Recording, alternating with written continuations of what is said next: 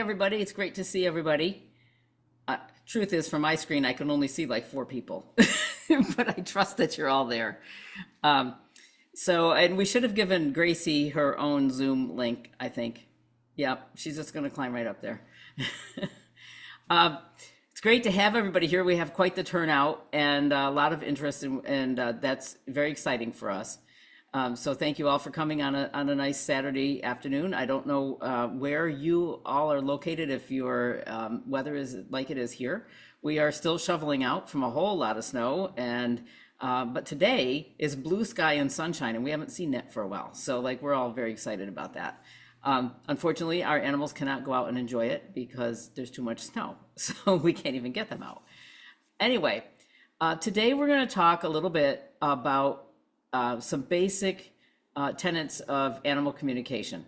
We're going to be talking about what animal communication is and talking about how you can do it, how you already are doing it, and we're going to try to cover the bases of a few very general things like that. As Becca said, we'll take lots of questions. So I will, because that's what's going to steer this. By your questions are going to give me a good direction of where we're going to go. So let me just give a little bit of my bio. So I've been an animal communicator professionally since 1987, and started out as very much a skeptic before I heard about animal communication.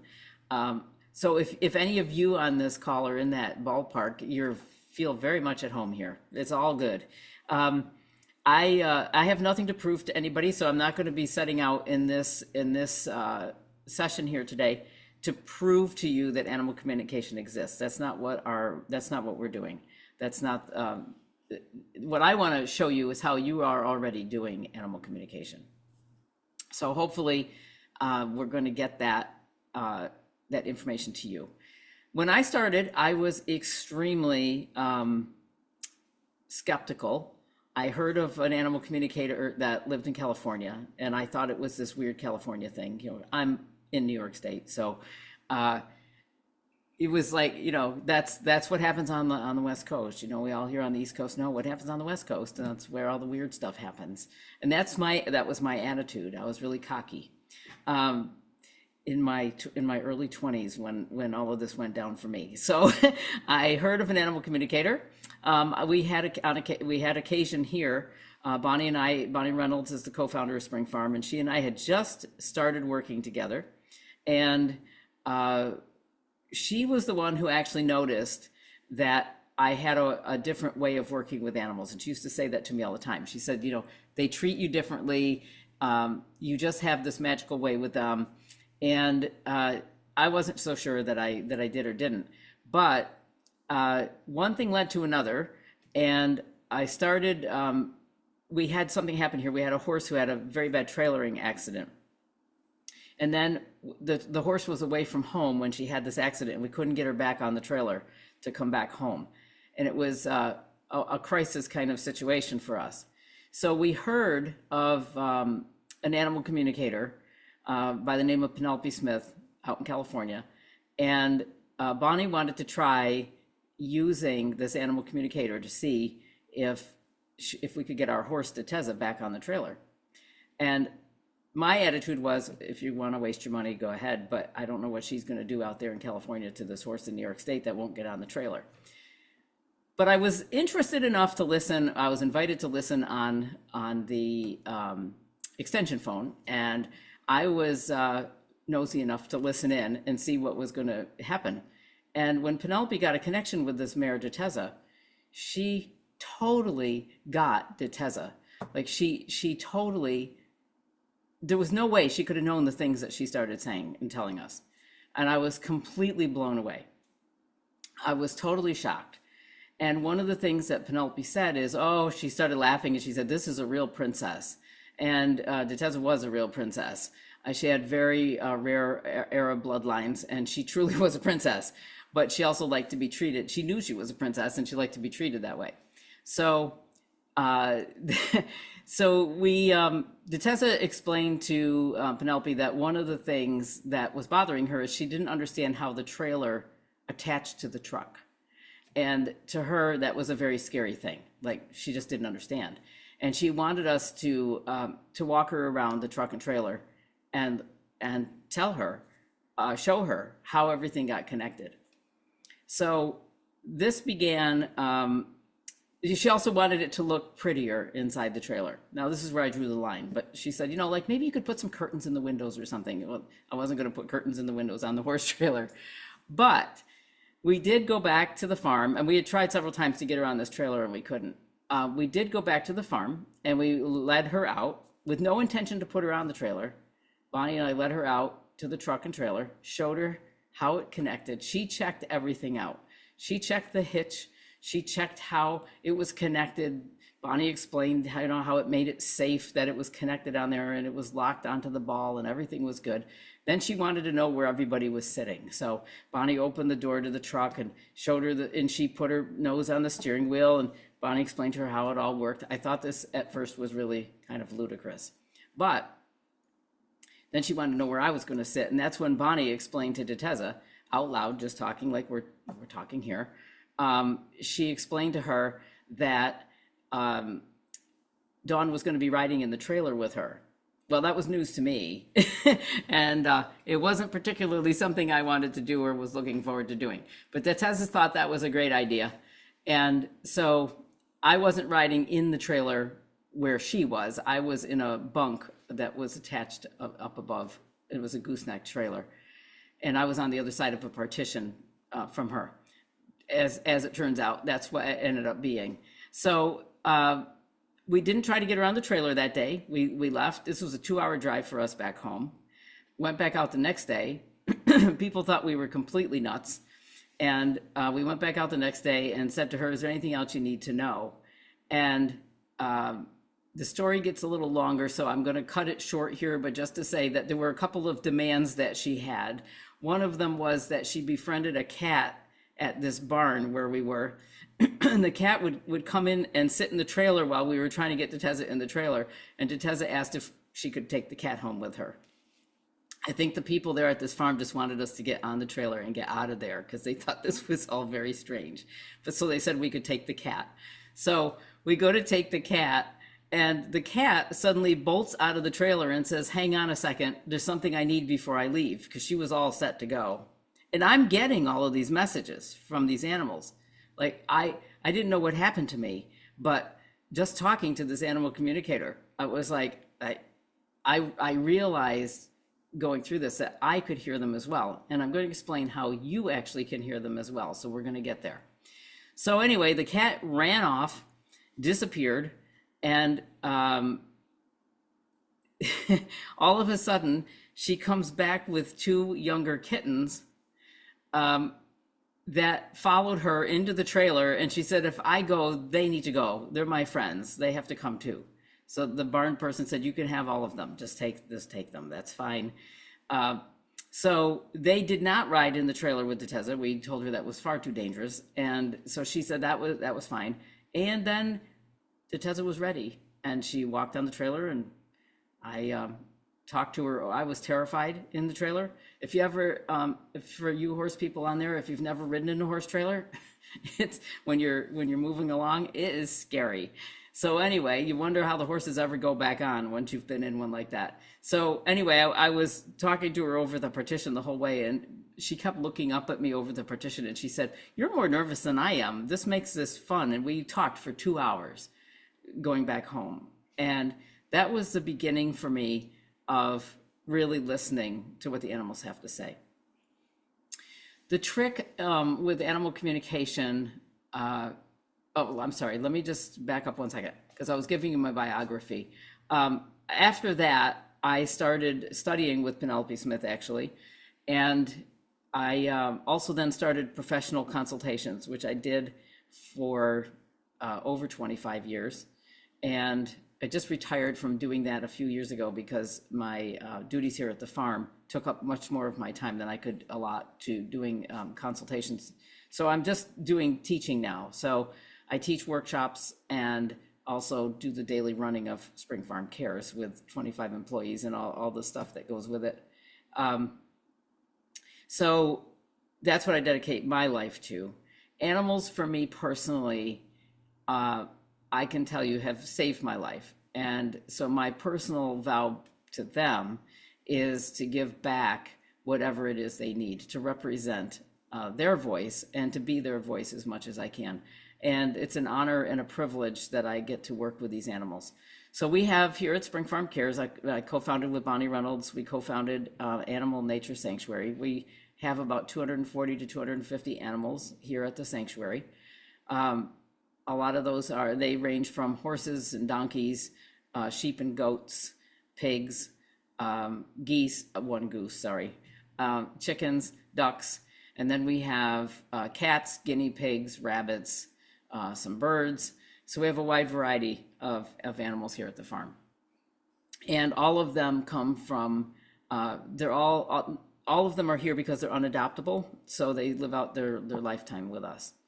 These animals are actually teachers because they are here when I teach my workshops. And these are the animals that if you take the workshops in person, you get to meet them and interact with them. And we teach during the workshop, we teach how to listen to them. And then you can get their wisdom straight from them.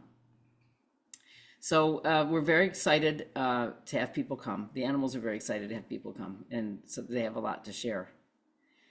So Becca, did you have anything before I launch in here? I don't think so. I Okay. think we're good. Okay. All right. So let me talk about what animal communication is. Um, Animal communication is not mind reading. So you're not reading the minds of the animals to see what it is they're thinking or feeling or doing. It's not mind reading. You're actually communicating. It's a one-to-one communication. And animals, just like humans, communicate telepathically. So do humans. So we think of telepathy as being a psychic talent or a psychic gift that a few gifted people have, but that's not the case at all. All of you, every single one of you, are telepathic by nature. You're born telepathic. It's not something you have to learn. I mean, it's an innate ability, and all of life, all beings communicate with one another telepathically.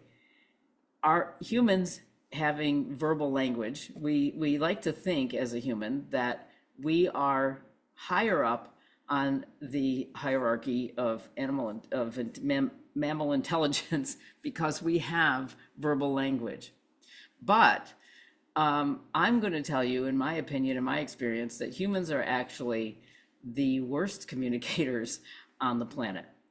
We don't communicate well at all. We don't listen well for sure. And so telepathy involves somebody speaking, somebody listening. It's an active communication. It's not mind reading. So I say that because your animals also will tell you what they want to share with you, and sometimes they don't want to share certain things, or just like people, or they may not be in the mood to talk. So how does it work? So telepathy, let's take the word telepathy. Telepathy actually means long distance feeling. And the words that we speak, that we humans speak, our words are just represented, words represent a feeling, an object. They're a symbol. Words are a symbol for something. But telepathy is actually what the meaning or the visual image is behind that. So you can, when you picture something or when you say a word, you may not be aware of it, but you picture the item. Like let's say we're talking about a ball, and I'm telling you about a ball. All of you will picture a different ball, but you'll know what a ball is. You all have that image for yourself. The same is true with animals. So animals can send us and share with us their thoughts and feelings and ideas, and they can get very specific. But what it requires is for you to be in a listening mode to hear them. And what tends to happen with humans is we rely on our verbal language so much that we have forgotten the underlying telepathic connection that we have. Whereas animals have not forgotten that connection. They're very, I mean, that's how they communicate with each other all the time. It's very natural. For humans, it starts to feel like it's not natural.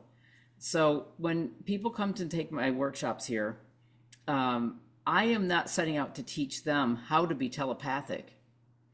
If only I had a manual, that I could hand out to everybody, say, turn to page 7. This is how you do it. But it's not like that.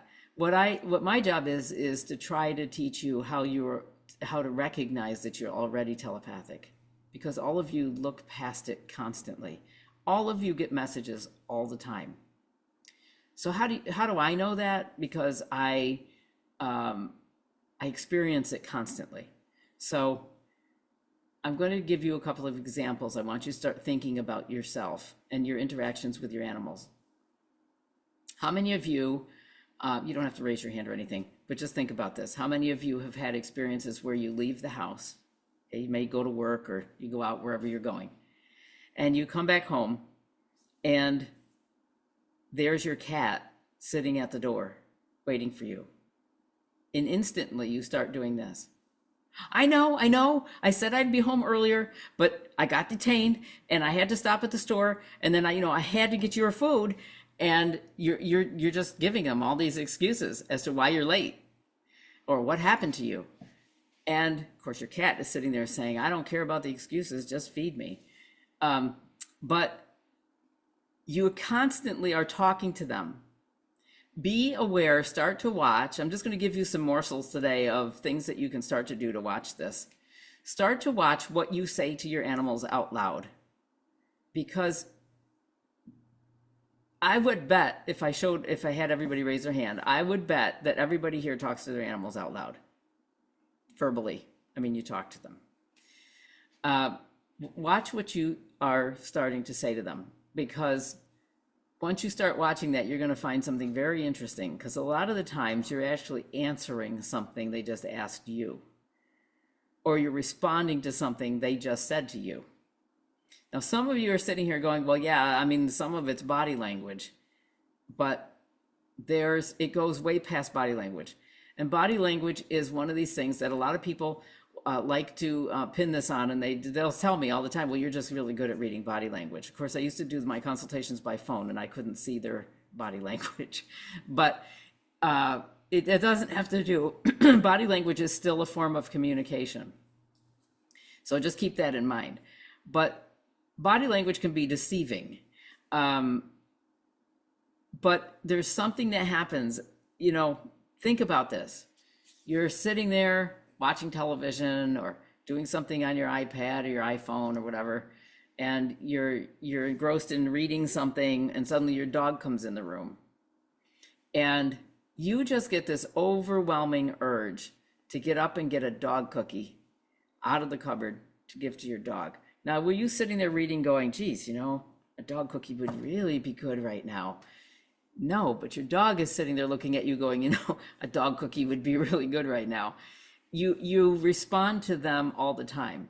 Some of your animals are using that very craftily to interact with you and get what they want. But you really need to start watching how you're interacting with them and what you're saying. The other thing is that the clearer you can be with your communication to your animals, they do understand what you're saying. It doesn't mean they'll always do what you're asking them to do, because I get that a lot. If my dog understands me, why doesn't he come when I call him? Well, I have a dog that doesn't come when we call her either. It's very frustrating. It is not that she doesn't understand what I'm asking her. It's just that she's overruling it with what she wants to do. Kind of like kids, or adults. I mean, adults do that too. But we have to be aware that they have free will, obviously. It's not about controlling them. But it's about really seriously finding out, how do they feel about things? I think a lot of you would say that you would love to be able to do this for big decision making things, health decisions with your animals, euthanasia decisions with your animals. How do I know, do they hurt somewhere? Is there something wrong? And these are all things that you can learn to really listen to and hone in on more than a 90-minute Zoom session can do. I mean, that's a lot of asking for that. When we do a 2-day workshop, people can get much more further. But the thing is, practice is what gets it. Practicing at home, practicing with your animals, listening. Listening skills can be taught and can be learned. And all of us need to listen better. So what are we listening for? I want to clear up one misconception right away. And that is, I am not hearing different voices for the animals. I'm happy to tell you I'm not hearing voices. I just hear my voice in my head. So how many of you, and every hand should be raised here. I want to see hands go up on the pictures. How many of you are aware that you talk to yourself like all the time? Yeah, okay. Because we constantly have this dialogue going, right? But how often do you actually listen to that dialogue? It goes constantly. When I was first learning how to meditate, I remember somebody teaching meditation and saying to the class, you need to empty your head of all thoughts. I would have given up on meditation if that was my only instruction, because my head is constantly going. I mean, I can't stop my thoughts from coming in. But what I can start to do, and what I did start to do, is really listen to what was coming in. And so the messages you get from your animals will sound like what your thinking voice is in your head. That's where these messages come in. It's going to sound just like you. So you're going to say, well, how am I going to know the difference? Because after a while, you just need to start trusting this. But after a while, you'll get the validation, and your dog will run in and just sit down and stare at you and say, all of a sudden you get in your inner voice, you hear my ball rolled under the porch again and I can't get it. And you think, okay, that was, wow, let me go check. And you get up and the dog runs outside with you and you look and his ball's under the porch and he can't get it. You know, you're going to get validated that way when you start trusting some of these communication and following up on it. And then you'll start to hear them more and more, and you'll start to trust to trust your inner voice. And it's always a struggle of the question, and I still deal with this myself, is how do I know it's not, how do I know it's my dog or my cat or my horse and it's not me just making it up and wanting to be this way? How do I know? I mean, how do I know that it's them? And again, you'll start to get a feeling for it. So when I was doing consultations for people and I was talking to people on the phone, for example, and I was working in a multi-animal household, if they would, I would ask the person for the name, age, breed, and gender of the animal that they wanted me to talk to. And I would just allow myself to start to feel the energy of that animal. And I would start to feel like a personality. I would start to feel who this animal is. And I would say, wow, he's really funny, isn't he? And sometimes the person would say to me, no, this is like a really serious dog. And then I know I have the wrong one. And I'd say, hang on a second. But the person would always then say, you've got my other dog. She always butts in on him. So in other words, the person I was talking to knew which animal I had based on the energy I was presenting and what kind of personality traits the animal had. And then I would just go from there. And it all sounds like my inner voice. But I learned to listen to what comes through there, because that's where telepathy rests. That's where telepathy is. Becca, do we have any questions at this point? Yeah, I'll just remind you guys that if you have questions that come up, you're welcome to put that in the chat. One question I'll ask is what makes animals so good at this type of communication and us so not so good? That's a great question. I depend on Becca for the question for for doing these really insightful questions. So, um, this is a really interesting discussion. So, animals don't they just understand. It's an innate ability to communicate. They understand telepathy. They're not socialized to doubt it or to question it. So, a mother cat has a litter of kittens. Time goes by, the kittens start, getting bigger and older, and the mother cat doesn't sit them all down one day and say, "Now, listen, kids, I know that you think you can communicate, but people can't hear you, and people can't communicate with you." They don't do that. They don't. They just don't. So what they do instead is they just do what they do. Now, humans, on the other hand, all children, all human children, are born telepathic.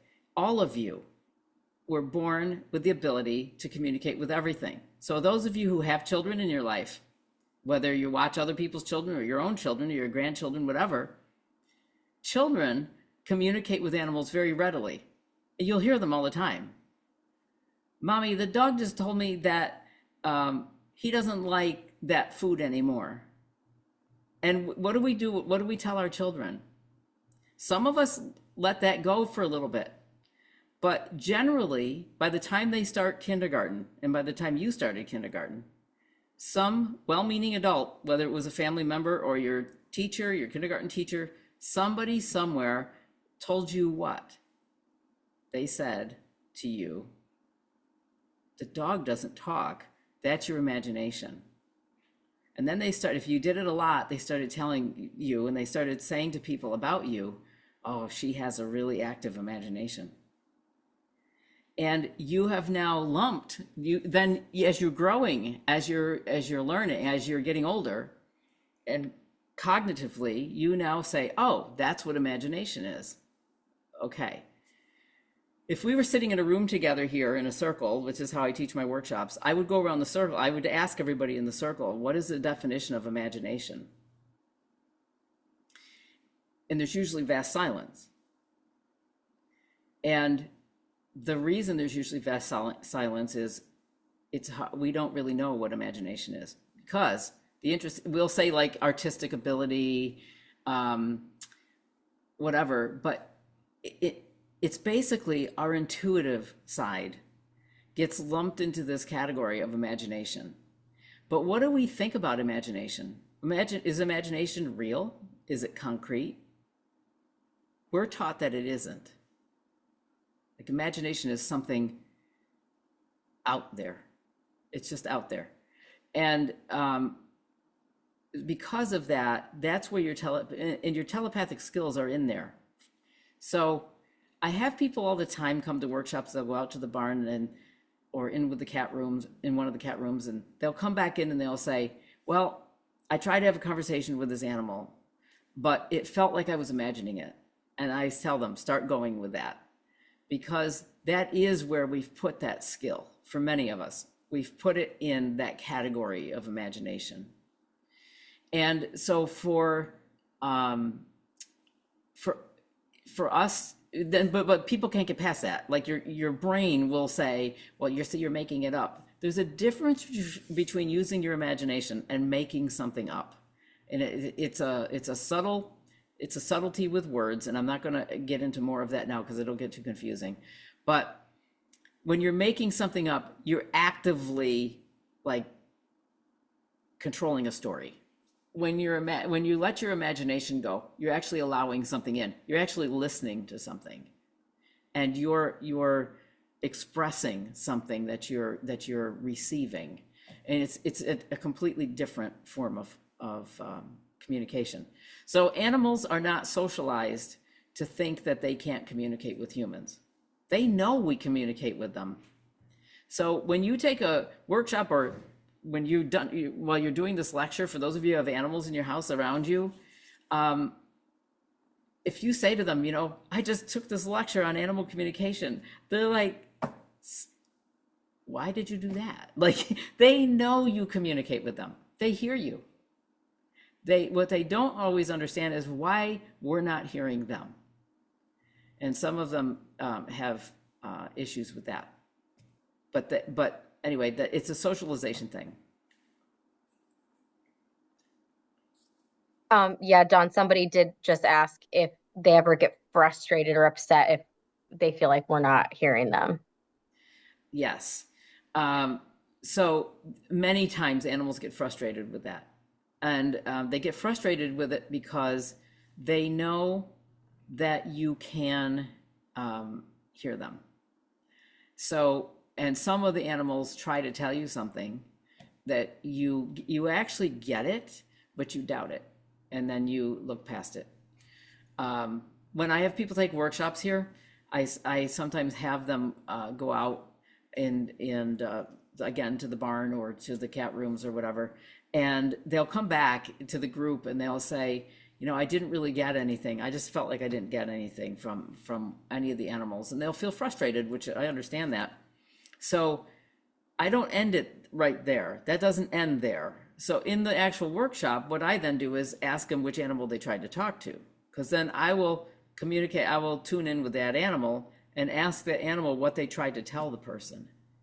And inevitably, when I give them the message that the animal actually said, the person will sit right in front of me and say, I did get that, but I just thought that was my imagination.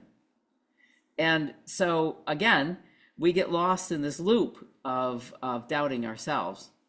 And so really the workshops are about building confidence in listening to what you receive. I've gotten a few really great questions. Okay. One of them that's been brought up a few times is about visual imagery. So in telepathy, is there visual imagery? Is it more a feeling? Can you talk a little bit about that? Absolutely. So this is the other thing that makes life more interesting for me and complicated for me as a teacher for this, and for any animal communicator who's teaching.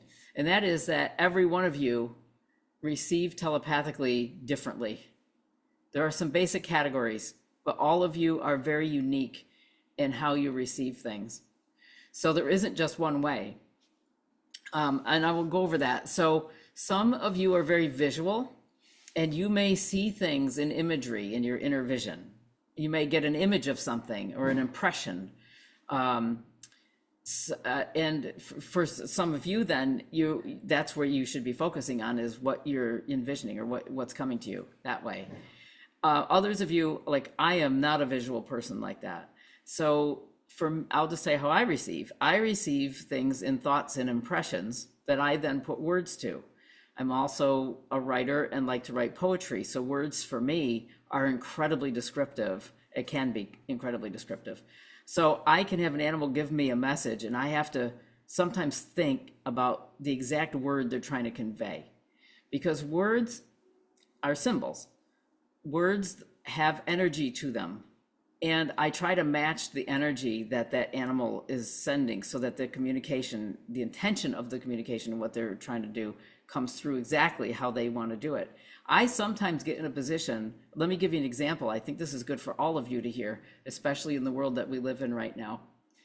Animals are very aware of varying intelligence levels among themselves, it's not like one species is smarter than the other. I don't mean it that way. But let's just take our horses, for example.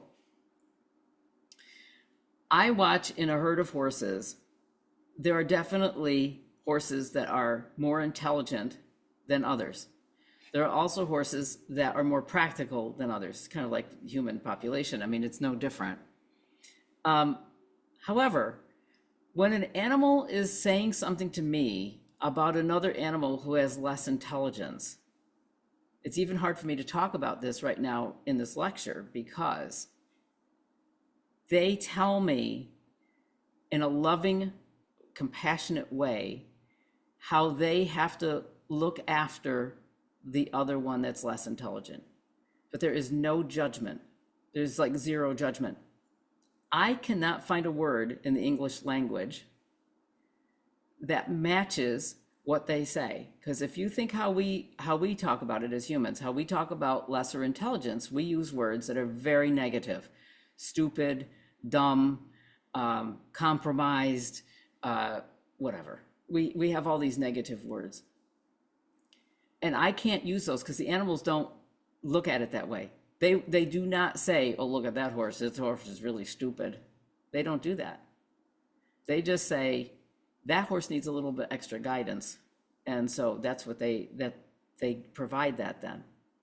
So our words have connotations with them and energy that are attached to them. And so for me, picking just the right word is important. For other people, the way they receive feelings and only feelings that they then put the words to. There's no right or wrong. It's all valid as to how you receive, because everybody is different. I'll go as far as this. I will tell you that I've had some very unusual ones. I had a person once take a workshop with me she actually took several workshops with me. And by the second or third one, she was extremely frustrated and told me she just doesn't get anything. She kept coming back though, but she said she just didn't get anything. And so she went out. She told me this was her last workshop. She said, no pressure, but if I don't get it this time, I'm not coming back. So pressure noted. And she went down to talk to some of our goats. And the goats that we had, and actually goats in general, are just really funny. They have a funny sense of humor. They're very playful. They're very lighthearted. And again, that's a broad generalization, but certainly ours were like that. And she picked the right animals to go to because she really needed to lighten up. She was way too serious. And so she goes down to talk to the goats, and she doesn't get anything. So she comes back to me and she says, I just got nothing. And I said, okay, so let's just go back. Let's go back and review this. So who did you go talk to? So she told me one of the goats that she went and talked to.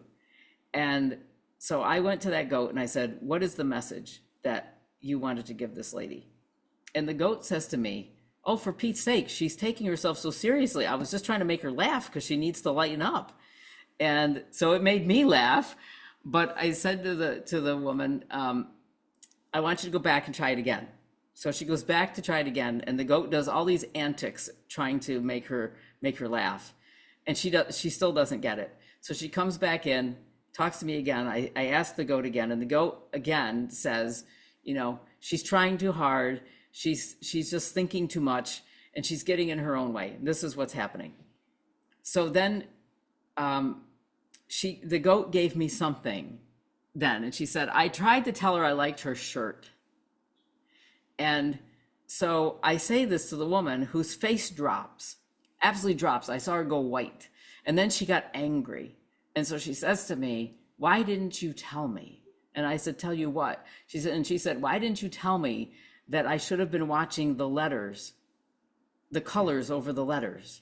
And I said, what colors over the letters? And she said, the colors over the letters. So anyway, to make a long story short, she and I then had a civilized conversation about this. And you know how, for a lot of you, I can't see everybody, so I don't know the age group we're dealing with here. But when I was a kid, there was in elementary school, there was an alphabet line over the chalkboard, right? It had the letters of the alphabet. Well, when she was a little girl, when she looked up at that alphabet line, each letter had its own color. And when she learned to read, she read by looking at the colors on the page that she was reading. And as an adult, she still did that. I had never heard of anything like that. And to me, that was like unbelievable. So but now she's mad at me because I was trying to teach her. And she said, I've been frustrated for 3 workshops here, and you could have just told me to watch the colors over the letters. And so I said to her, honestly, it's the first time I've heard of this, but please do that. Just watch your colors over the letters. She went out then and talked to like 6 different animals, and she was spot on with her communications. That's how she received. Now I will tell you that about 5 years after that, I'm teaching a workshop in Virginia, and this woman comes up to me and she said, I think I'm getting frustrated. She said, should I be watching the colors? And I said, the colors over the letters? And she said, yes. I said, yes, just watch the colors over the letters. I felt really smart. But I have since found another person who does that. So I know of at least 3 people that that's how they receive. So people can receive very, very uniquely. And it's just learning how you receive and how to trust that. So, kind of on that topic of receiving things differently, do different animals also send things out differently? So, does species have an effect on how they communicate or how well they can communicate? Someone brought up bugs. Can we communicate with insects like we can communicate with animals, or even just depending on animal to animal? Do you have a stronger connection with some? Are some more into communicating than others? Like what does that Yeah. look like? In my experience, it does not go species to, there's no difference species related. It's not like bugs don't communicate as well as dogs or cats, or horses communicate better than everybody. It's nothing like that. But it does go by individual. Absolutely. Just like with people, there are some animals who are more outgoing than others. There are some animals who are more expressive than others. There are some animals who are more introspective. But it's not by species. Can you communicate with bugs? Absolutely. But here's the number one thing I get. Can you tell the mosquitoes not to bite me? And I'd be like, can I ask you not to breathe? Because they need to do that to live. So they're not gonna stop doing that. Can you tell the fleas to leave your dog alone? Boy, I wish that were the case. But no, they're still gonna do what they do. We can't manipulate. It's not about manipulating, manipulating them. So so animals communicate differently individually, based on their personalities and their likes and dislikes.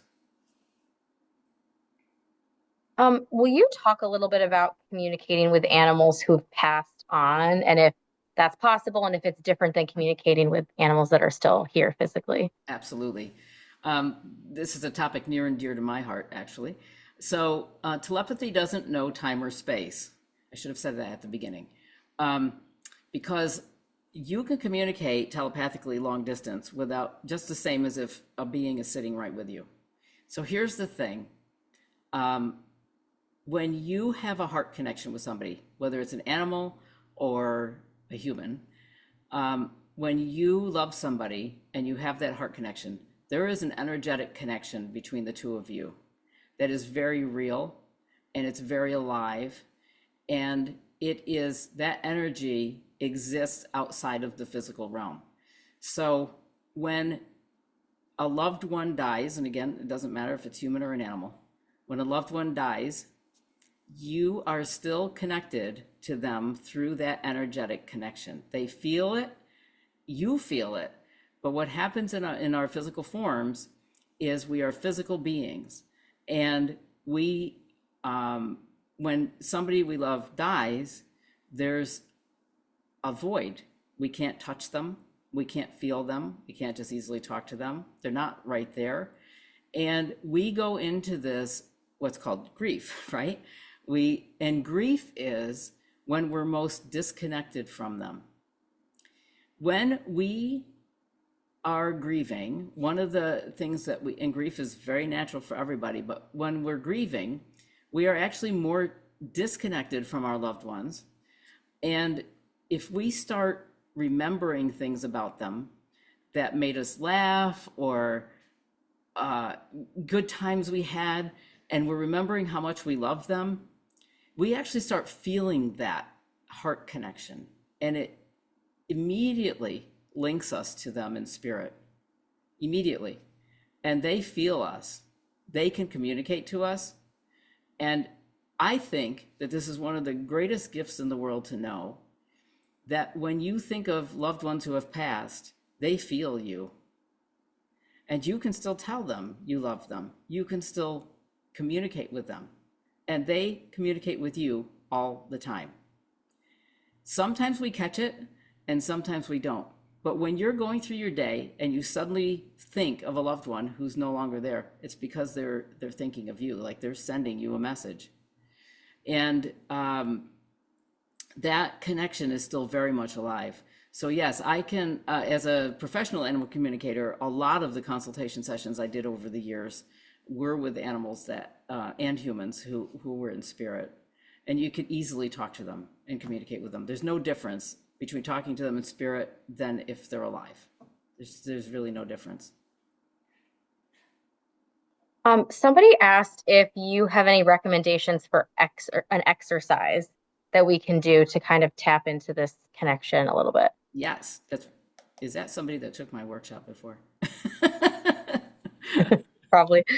Because I was going to do that. So yes, that was coming right up here. Actually, I would like to do that because there are things we can do to help quiet ourselves so we can slip into a listening mode. So here's the thing. As humans, we spend a lot of time up here in our brains. And we think that our intelligence sets us apart as a species. And what it has done is it's actually set us apart so that we're not connected to anything else anymore. Animals are much more connected with each other, and they're connected, I mean, species, outside of their species, they connect with everything. So sometimes here at the farm, I've come in the barn before and found the horses to be agitated. And I'll ask them what's going on. And they'll say, well, the birds were really upset because they said that something had happened, and it could be something that happened in Europe, but it spreads across the globe. Animals have a network, and they communicate with each other all the time. They feel a connection, a heart connection, and that's where they come from. They don't get caught up in their brains. It doesn't mean they're less intelligent. Humans have we've kind of said to ourselves, a little bit on the arrogant side, we are smarter. We're the smartest species. But when we did that, we now cut out our heart connection to everything else. We've cut it out to each other. We've cut it out to other species and to nature. And where animals breathe from this heart space, and humans can relearn how to do this. So there is an exercise that I'm going to have you do right now, actually, that I'm going to walk you through, and I call it the being present exercise. And it's just about being in your heart. And if you can do this exercise, it's a very easy exercise. I'm going to teach it to you. And if you can start doing this in your daily life, the more you do it, the stronger it gets. Like telepathy is a muscle, is like a muscle. The more you use it, the stronger it gets, the more accurate you get. I mean, you just keep doing it and you get better and better at it. So being present in your heart is the first step of doing this.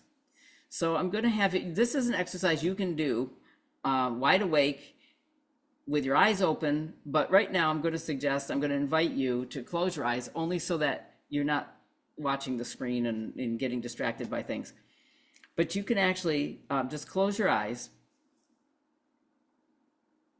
And I want you to take a nice deep breath and slowly let it out.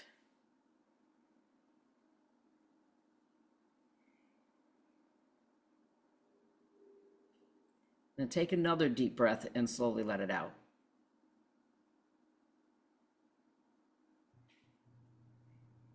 And again.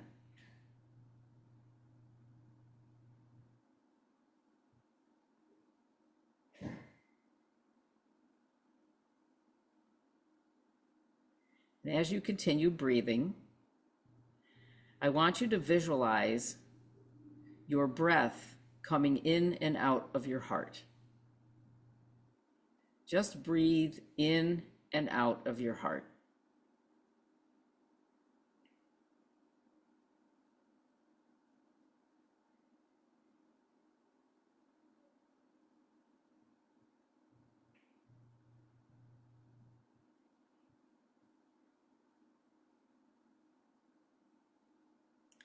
And then I invite you to think of an animal. It could also be a person or a place in nature that just makes you smile, where you feel so loved unconditionally.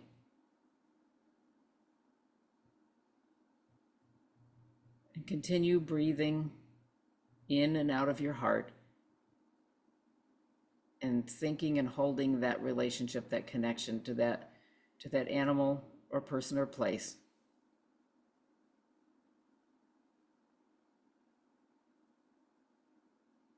And allow that feeling of that unconditional love.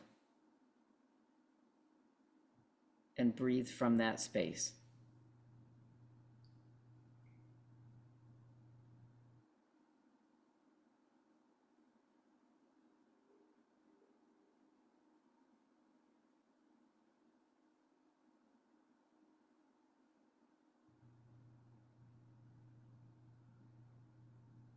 Then I want you to thank that animal or person or place for that feeling of love. Let them know how grateful you are that you're feeling connected to them right now. Just send them gratitude.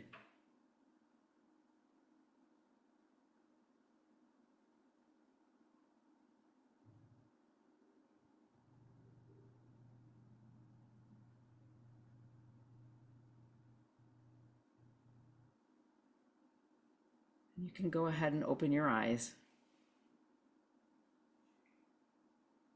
Just feel that connection to that loved one still with you.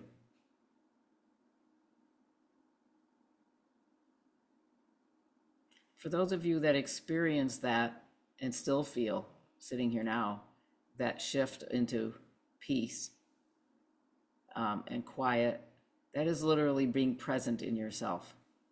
That is where you receive communication from. That's where you receive everything. And you can be in what I call the grocery store experiment. I swear to you, you can try this. In fact, if any of you are in the local area, please try this, because then when I go in the store, it'll be there for me when I walk in. But you can try this in the grocery store, right? I say grocery stores because it's something we all need to do, and you either love it or hate it. Depends if you're hungry or not when you go in the door. But if you're not liking being in the grocery store, I mean, the grocery store brings out the best and the worst of humanity. I swear to you, you can see it every single time you go in the grocery store. You see kindness, you see compassion, and you see anger and frustration. And you can see it all in the same place. But if you can be the one in a group that just does this, you don't even have to close your eyes. You just start the deep breathing, drop into your heart, and just feel that connection. You can even take it as far as feeling roots coming out your feet and just ground yourself. If only you does that and makes that change, you will be astonished as to what happens around you.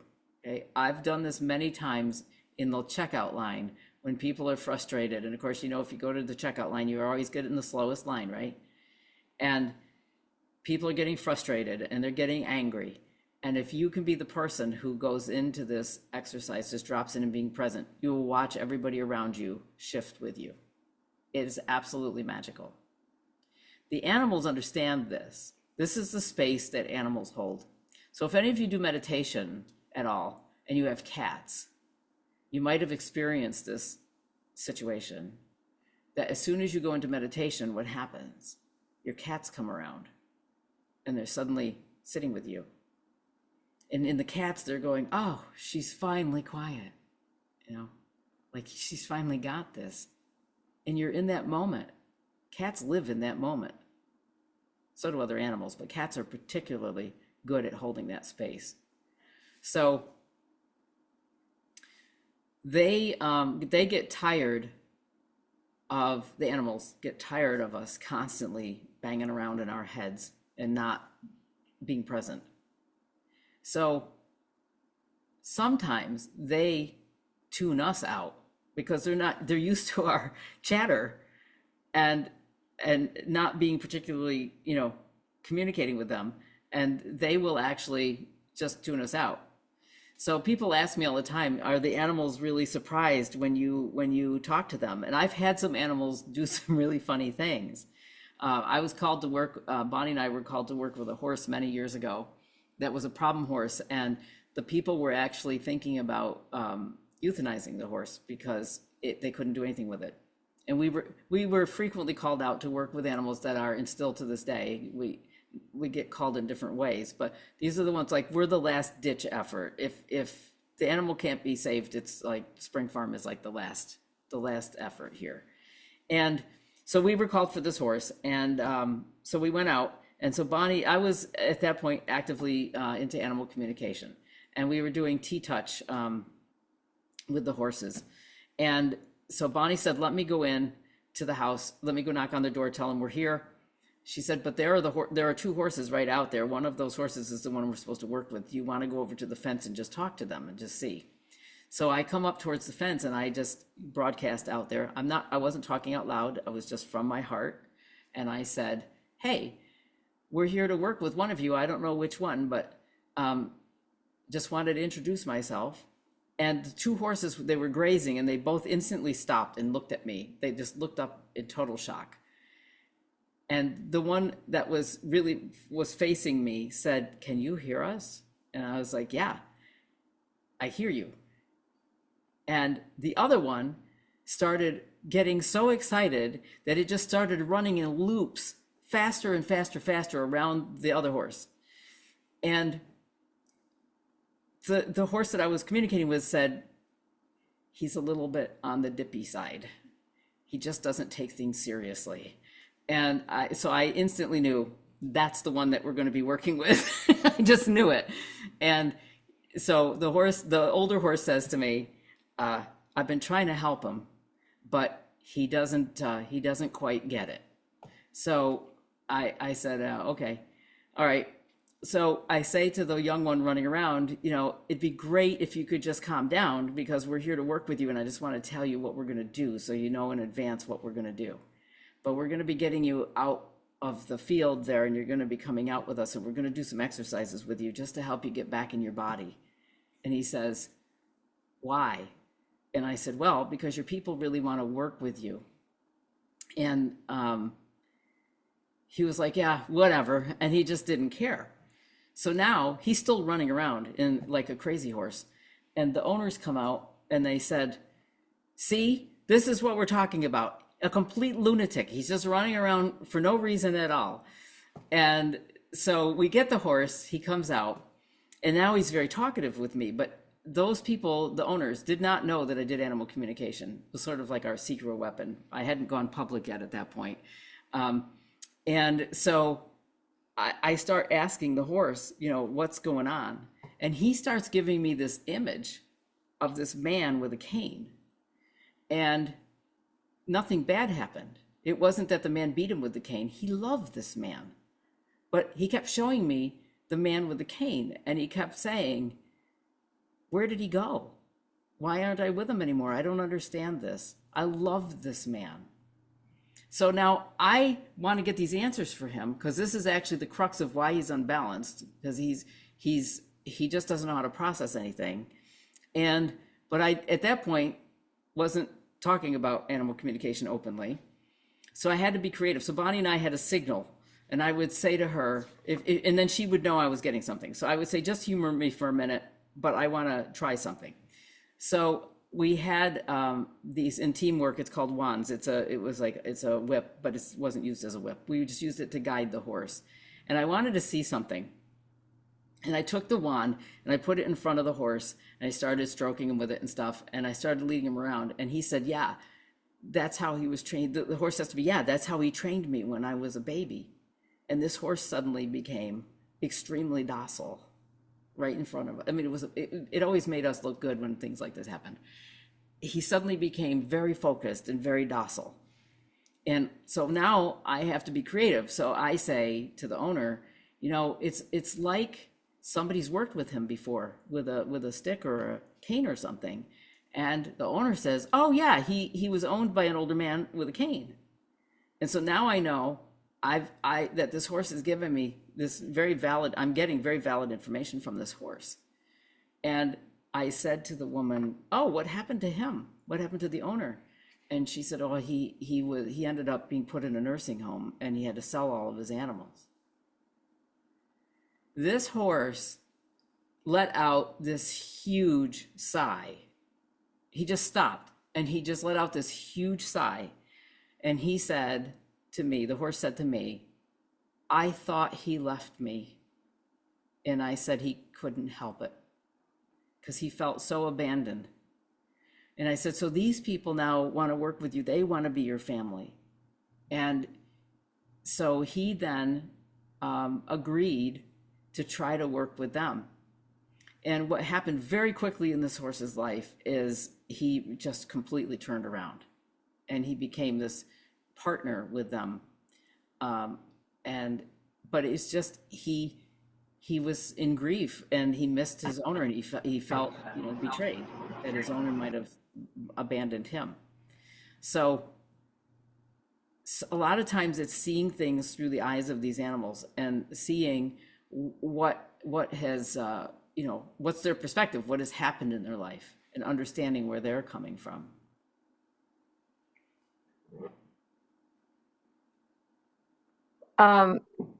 That's so good, Dawn.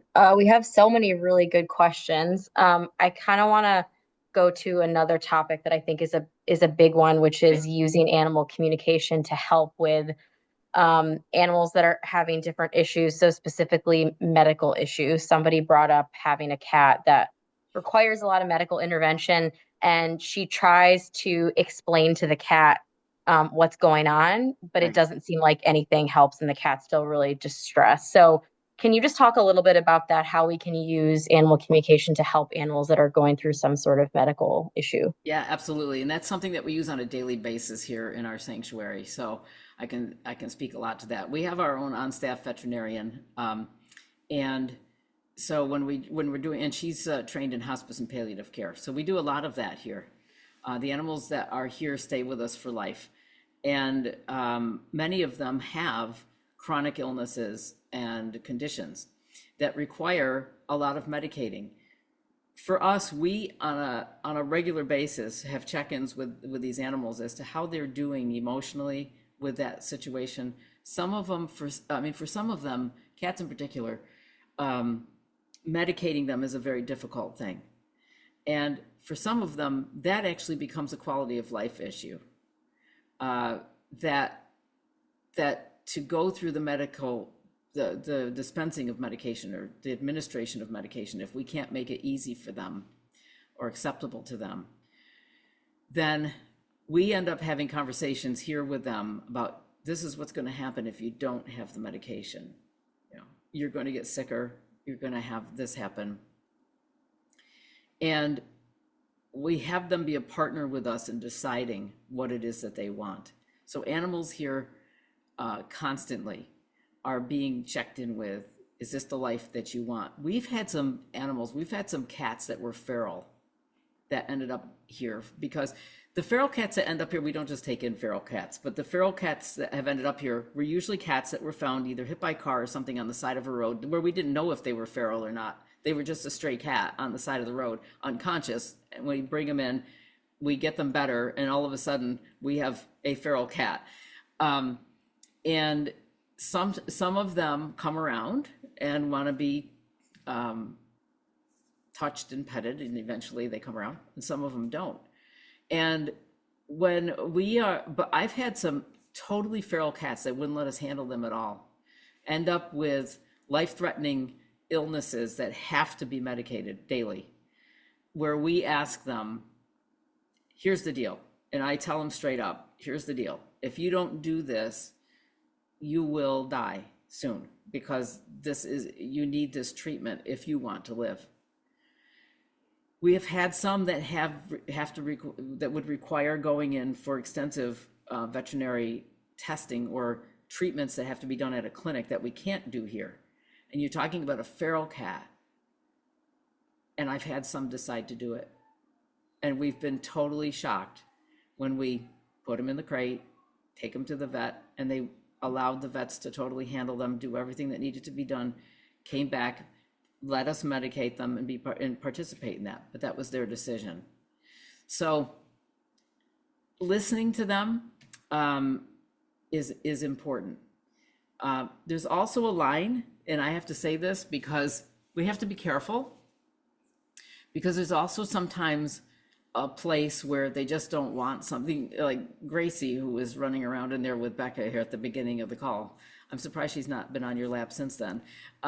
She can be really cantankerous. She's pretty, but she can be cantankerous. No, don't tell her I said that, Becca. But she can be a devil to do things with, and but sometimes it's just that they're cranky, and it's not necessarily that they don't want that. And it's sometimes a fine line. But listening to them for what they want and what they're trying to tell you is very helpful. Enlisting their help. I have a cat in my family, in our household, where that she needs to be medicated, and she has to get medicated basically twice a day with a liquid and with a pill. And for a while, she would take the pill in pill pockets, which was easy. It was really great. And then she decided, I don't want that anymore. But if she doesn't have this pill, she will die. And she just hated to have me pill her with a pill gun. So we had to come through this understanding that this was her choice. I was running out of choices here. She either needs to eat this in the pill pocket or allow me to use the pill gun. And she opted for the pill gun. She now lets me do that. But I had to, once I told her, like, and I explained it, like, this is it. I mean, you have to have this every day. Then she was like, okay, all right. And she did it. But explaining things to them, and you can verbally talk to them. And the telepathic communication, when you talk, goes to them. I mean, they get that. But you can't fix their likes and dislikes. So if they hate, we've had cats here that sometimes our treatment protocols are based on if they have to go in the car to go, that to them is horrible. And they just, it's like some of them just can't do it. And so we take those into consideration when we're dealing with, what can we do? Yeah, right before you said that, somebody just said one of their cats hates the car, but sometimes they have to go. And so, Right. do you have any tips for comforting the cat? But maybe sometimes that's not always Sometimes, possible. no, but think about this for yourselves too. This is the biggest thing. Fears and phobias and anxieties. I just want to address this because that's a really good question and a really good point. Think about yourself if you have anything that you're afraid of, phobic about, or anxious about. And if somebody comes up to you and says, you shouldn't be anxious about that. Okay, well, the problem is somebody telling you that you can't be anxious does not relieve your anxiety. So it doesn't with them either. So a lot of times then what we try to do is we'll say, what about this makes you anxious? And sometimes we can get, better details, but sometimes you're just not going to get past it. Some of them get car sick and they just don't like the feeling of motion sickness. And no matter what you say to them or do in those situations, it's not going to stop that dislike of it. Just like it might not for you, and you would still need to persevere through something. A lot of people have fear of the dentist, but if you have a toothache and you really need to go to the dentist, that overrides, your fear. You'll still be afraid, but you have to go. It's the same kind of thing. Right. So it's not that communicating with them can always solve the problem. Correct. Communication doesn't always solve any problem, but it can help in situations.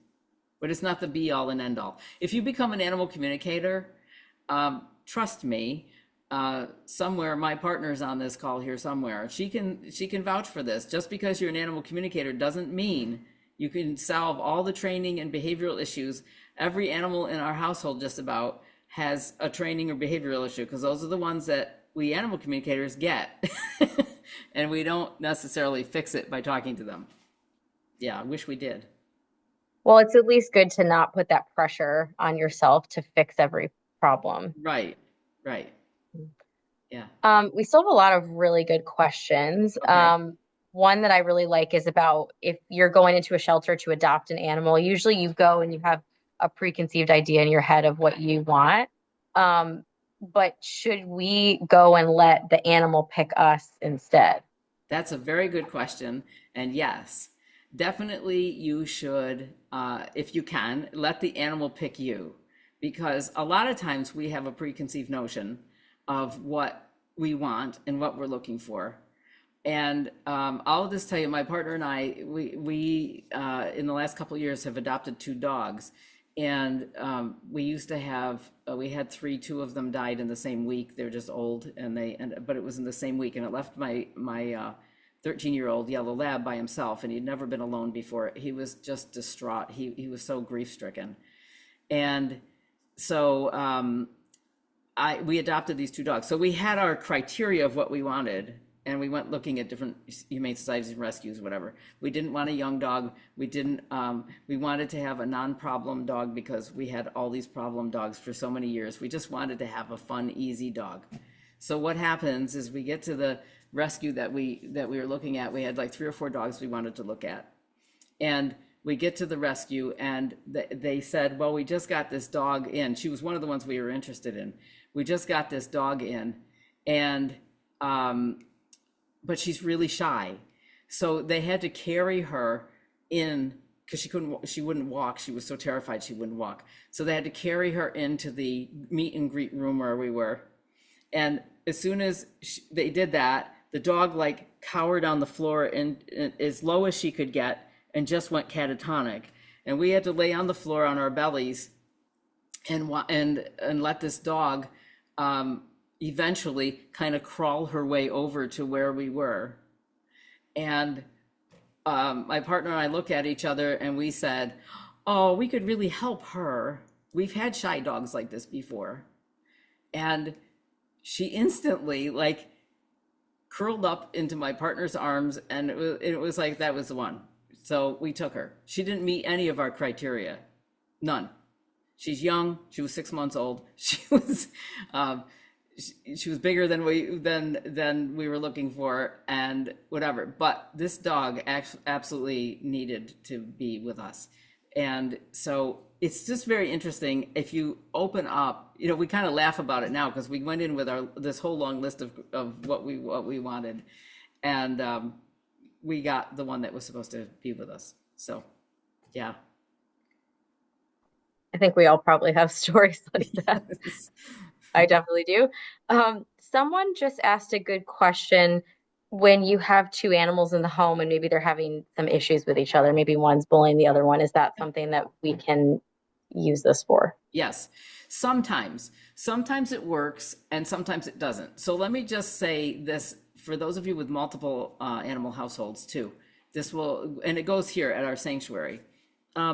You can have animals that have lived together for years that suddenly don't like each other. It's happened in my own house. And it's one of those things that you don't always understand, like what went wrong. But I want you to think about it in human terms again, for those of you who have siblings. Would you want to live with your siblings your whole life in the same room? Be careful how you answer that. So we sometimes get along with each other for a period of time, but just like people, animals change. They go through different phases of life. They look for different experiences, and something can suddenly change. Now, sometimes a spat will happen between them, like a misunderstanding will happen, just like will happen with humans. And I have done many times. I've done consultations with animals that suddenly aren't getting along, and ask them, what is it that is bothering you? And sometimes there's a very specific thing. So sometimes it can be as simple as, I don't have my own space anymore. And it may be, or sometimes it's a litter box thing even, where there's just not enough, cats are territorial, for example, and they don't each have their own territory. And sometimes they just need a little space away from each other. It can be something as simple as that you can fix. But sometimes you can't fix it. It's just something between them that they're not meshing. They're not all going to like each other just because we want them to. I think that's really important to realize.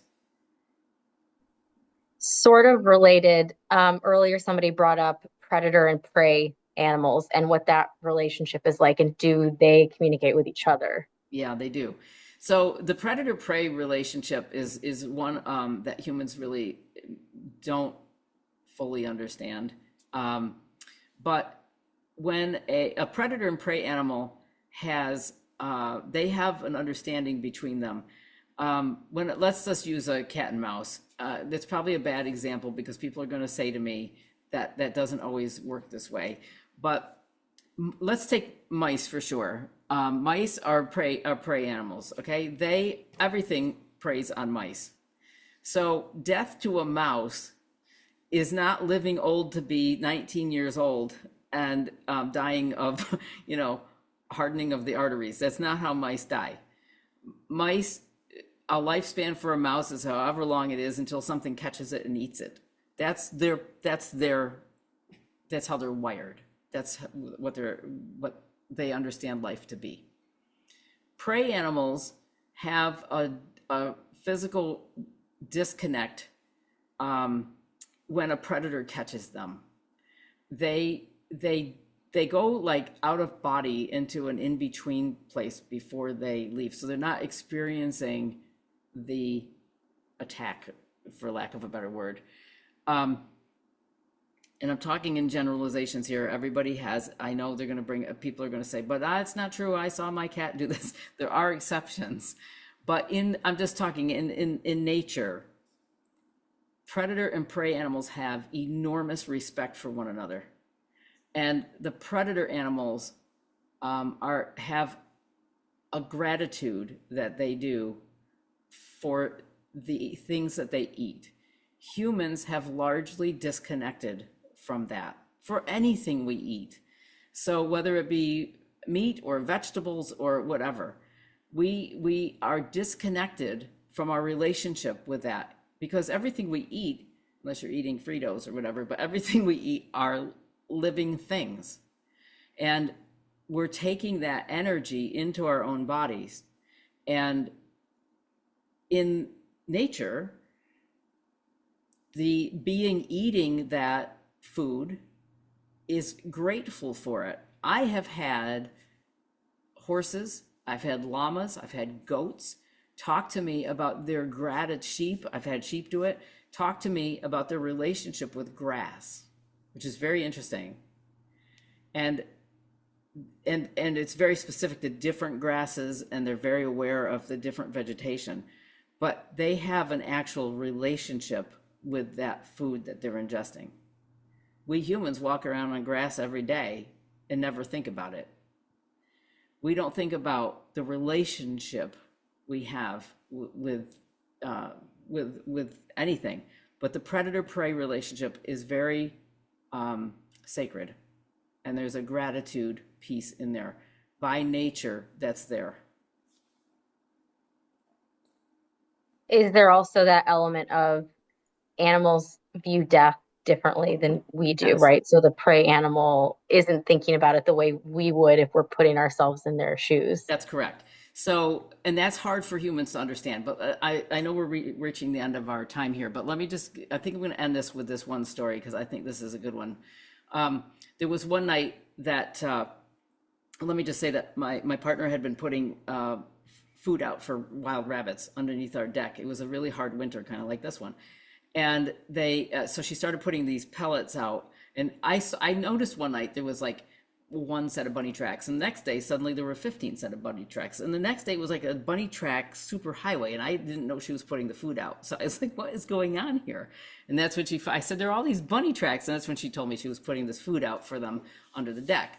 So our cats were in the window. We were in the living room, and we saw all of our cats were in the bay window looking down at something, and I thought, oh, there must be rabbits out there. So we went and turned our lights off. We looked. It was a full moon and on white snow, and it was like bright, and we were watching this line of wild rabbits coming under our deck, and the way they did it was incredible. They all queued up, and they were in this line. Nobody was fighting or pushing or anything. They just very calmly in this line, and each one would go up and grab some food and then move along, and the next one would move in.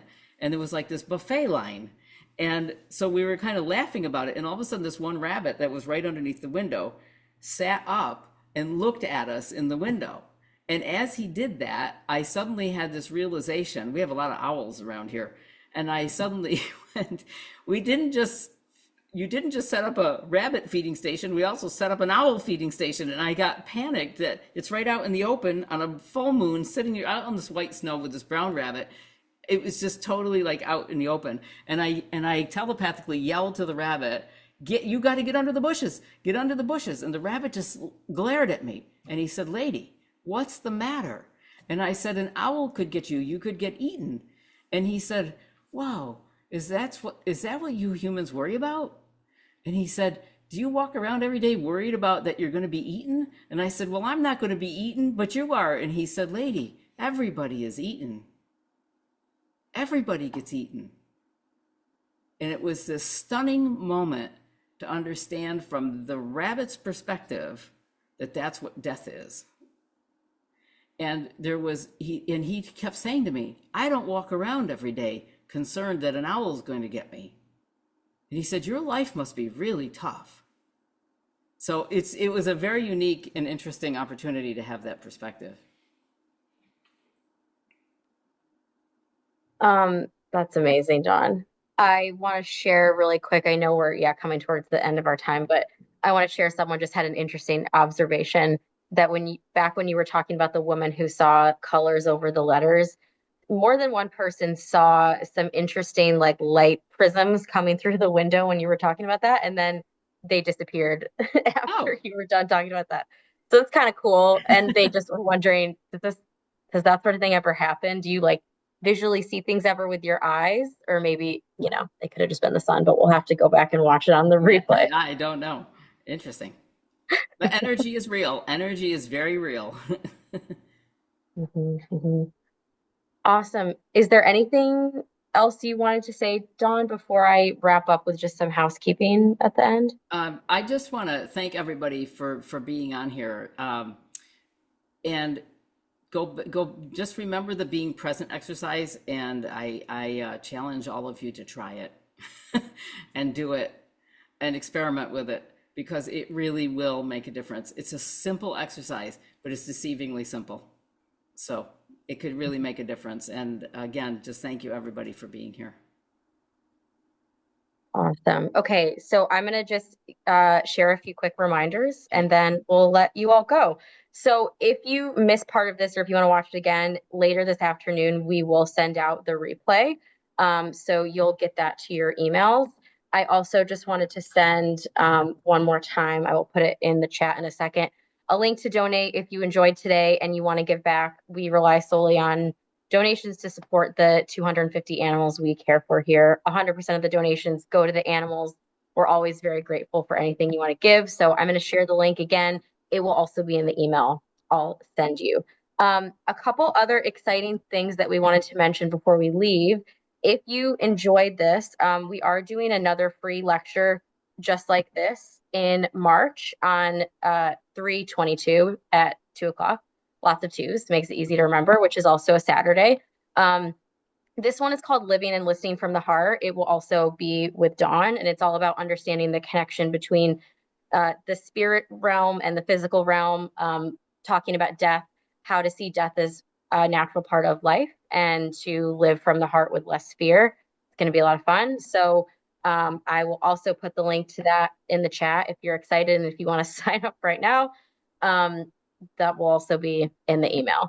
The last thing that I want to share about with everyone is that Dawn does do a live workshop, 2 live workshops all about animal communication in the summer. So if you want to actually come here and get some hands-on experience with the animals, I would highly recommend looking into that. I'm actually going to share my screen really quick so you can see a little bit more information about that, but then I'm going to let Dawn talk in more detail about that just for a moment, and then we'll call it a day. Great.